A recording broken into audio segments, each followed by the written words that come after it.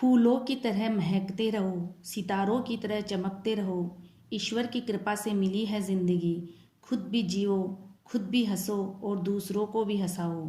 नमस्ते, मैं हूँ सविता अग्रवाल। आज मैं आपके लिए कुछ ऐसा लेकर आई हूँ जिससे हम जमीन पर भी स्वर्ग और नरक का एहसास कर सकते हैं। हम अपने जीवन को हर पल, हर क्षण कैसे निखारें, इसके बारे में मैं आपको बताऊंगी। हर इंसान एक 7 स्टार लाइफ जीना चाहता है। 7 स्टार लाइफ सहज, सरल, सुंदर, स्वस्थ, सफल, संपन्न, सुरक्षित, यह है 7 स्टार लाइफ जिसे हर कोई इंसान जीना चाहता है।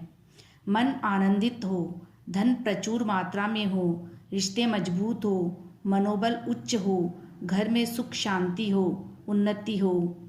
अच्छी आत्मा शास्त्रों के अनुसार स्वर्ग में जाती है, जहाँ चारों तरफ उत्साह से भरा हुआ वातावरण होता है, आनंद और सुख का वातावरण होता है।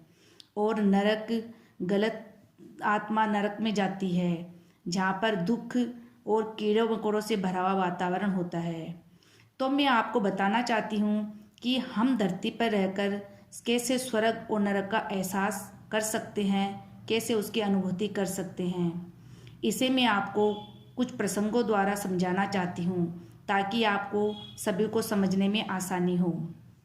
जैसे कि एक धोबी रोज कपड़े प्रेस करता है और उसी से अपनी रोजी रोटी चलाता है, इसी में वह सुखी है।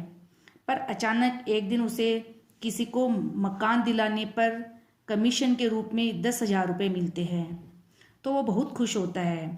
पर उसमें से भी वह 2500 का गरीबों को भोजन करा देता है।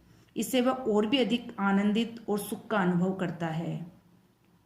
और दूसरे प्रसंग में एक 18 साल का लड़का है जिसकी माँ बहुत बीमार थी और जिंदगी और मौत से लड़ रही थी। डॉक्टर ने लगभग जवाब दे दिया था।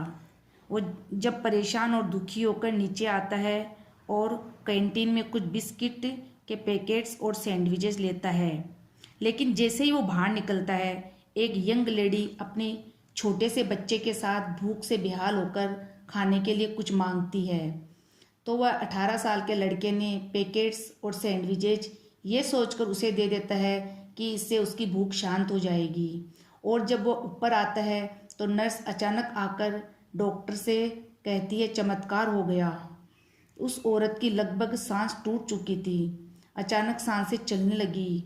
डॉक्टर ने आकर चेक किया और बोला कि ये किसी चमत्कार से कम नहीं है। उस गरीब युवा औरत की ओर से उस बच्चे की दुआ ने इतना कमाल दिखाया क्योंकि वो निस्वार्थ भाव से एक असहाय भूखे मनुष्य की मदद की गई थी। आज वो युवा बालक अपनी माँ के साथ एक सुखपूर्वक जिंदगी जी रहा है, जिसकी उसने उम्मीद भी छोड़ दी थी।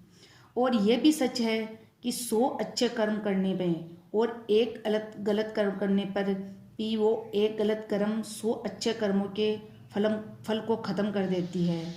इसलिए ये हमारे हाथ में है कि हमें क्या करना है। हमें स्वर्ग का रास्ता खोलना है या नरक में ही रहना है। कर्म अच्छे हो तो जिंदगी के साथ भी स्वर्ग और जिंदगी के बाद भी स्वर्ग। ठीक वैसे ही बुरे कर्म से जिंदगी में भी नरक और जिंदगी के बाद भी नरक। इसलिए हमें अपना हर पल, हर क्षण कैसे निखारना है, ये हमें तय करना है। धन्यवाद। मेरे ये विचार आपको कैसे लगे, प्लीज़ कमेंट करके ज़रूर बताएं।